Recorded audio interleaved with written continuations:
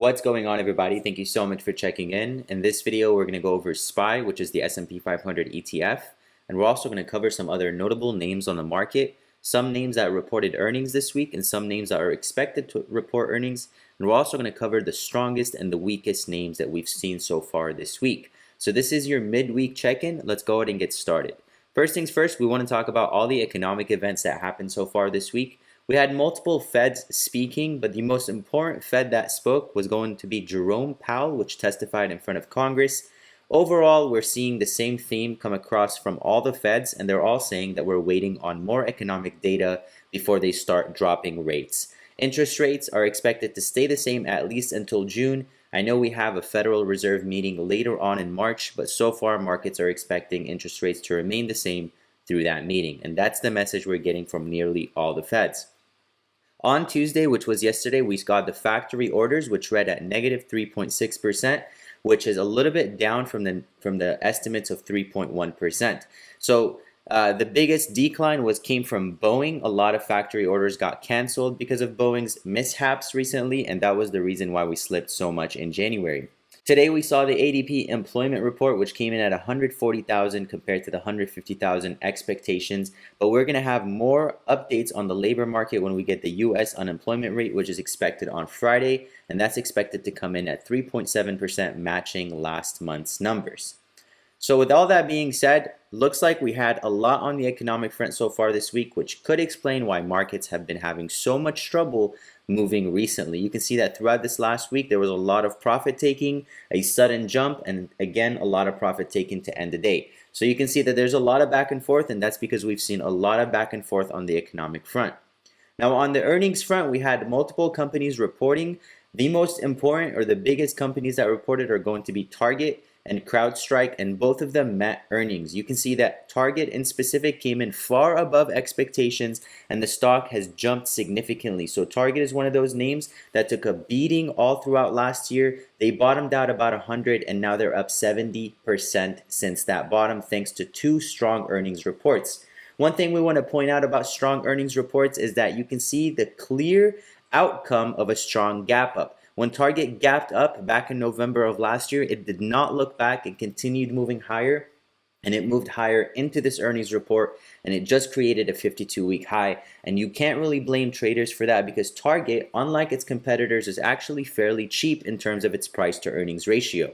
When we're analyzing Target's price to earnings ratio, we can see that it is only trading at an 18 multiple. And when we compare that to competitors like Walmart, which is trading at 31, or other competitors like Costco, which is trading at 51, Target is actually the cheapest despite the gap up and the gain that they've had in the last 12 months. So Target is not a stock to ignore in 2024, especially that they started off their earnings so strongly. Their balance sheet is also very healthy. You can see that they have a 55 to 41 positive ratio in terms of assets to liabilities, and their free cash flow is also outstanding, right around $4 billion, allowing them to withstand any black swan events or anything that could come their way. Of course, the narrative of the changing consumers also led the narrative when it came to Target's earnings, but nonetheless, their leaders were very confident that Target will move into better position and better territory in terms of growth all throughout the entire year. The next stock that we're going to talk about is CrowdStrike, which also reported earnings. Now, unlike Target, CrowdStrike is actually a very, very expensive stock. So when we look at their financials, we can see that CrowdStrike is trading at a price to earnings ratio of 819. Get this, you guys, the healthy price to earnings ratio that you want to look for in a stock is between 15 and 25. And so CrowdStrike right now is considered to be a very, very, very expensive company. Now, when we say that it's a very expensive company, that's probably because the company was just finally able to achieve profitability. So you can see that for the last 7 years, CrowdStrike has been trading in negative territory in terms of net income. But this year was the final year, or 2023 was finally the year that they broke into profitability, which is something that has been driving the stock. Now, we are very bullish on cybersecurity companies in general, but we would like to see a lot more development before we can say that this is a safe company to enter, especially at this valuation. For now, the market may be excited that this company reported such strong earnings. You can see that they beat expectations. However, the general long-term picture for CrowdStrike remains very, very skeptical until they report more and more profitability, either to allow the company to catch up in terms of profitability to price to earnings, or for the company to at least pull back and allow that price to earnings ratio to cool down. So that's as far as their price to earnings ratio. The next stock we're going to talk about is Broadcom. Broadcom has had a very phenomenal quarter. You can see that since their last earnings, the company went from about 900 to about 1400, to about a 50% gain, 40% gain. That's not bad at all. And a lot of analysts are wondering if they're going to be able to top what they did last quarter. You can see that even the quarterly analyst expectations are a little bit lower than the previous quarter here. So it's not going to be too hard for them to achieve profits, but given the fact that the company has rallied so hard since their last earnings, they're going to need to surpass this number for them to be able to upkeep this rally. Let's talk about Broadcom and talk about its financials. Here on its financials, we can see that Broadcom is trading at a price to earnings ratio of about 40, which is a little expensive, but not too expensive compared to the rest of the market. Many companies like Nvidia, AMD are trading at 50 plus multiples. So it doesn't surprise us, like as a semiconductor like Broadcom, to be trading at a price to earnings ratio of about 40.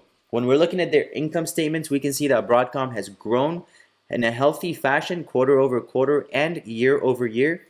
You can see that revenue has been steadily growing along with their net income, which is very important to pay attention to. If revenue is growing, you generally want to see their profitability growing, and that means that their leadership is doing a good job. Now, when we're looking at their balance sheet, you can see that they nearly have a 2-to-1 ratio, a little bit less than a 2-to-1 ratio, but overall their assets outweigh their liabilities. And finally, their free cash flow is in a very positive territory, reading at about 17. So going into this week, Broadcom's earnings are likely going to be bullish, and they're likely going to influence the entire semiconductor sector. We're expecting the entire semiconductor sector like Nvidia, Taiwan Semiconductor, AMD to react positively to Broadcom's earnings. So look out for that tomorrow after market. Last but not least, Costco will be reporting earnings this week. Costco has been on a phenomenal run. We can see that Costco has gained significantly since their last earnings. They are actually moving like they are a tech company. But Costco, as we mentioned earlier in this video, is starting to trade at a questionable multiple. You can see that their multiple is right around 51. So they're going to need to beat that analyst expectations significantly to justify the current multiple that they're trading at. Their current market capitalization is around 343 billion, but they are still bringing about 242 billion in revenue. So we can justify the valuation, but the price to earnings ratio suggests that they need to be a little bit more profitable to justify the highs that they're trading at. Their balance sheet is trading at a near 2-to-1 ratio as well, with about 70 billion in assets and about 44 billion in liabilities, so a positive ratio. And their free cash flow is trading at a positive 8.8 billion. So that's also a very impressive number. Overall, we're going to rate this company somewhere between a 7 and an 8 out of 10, but we would like to see a sharp correction back down before we can consider an entry.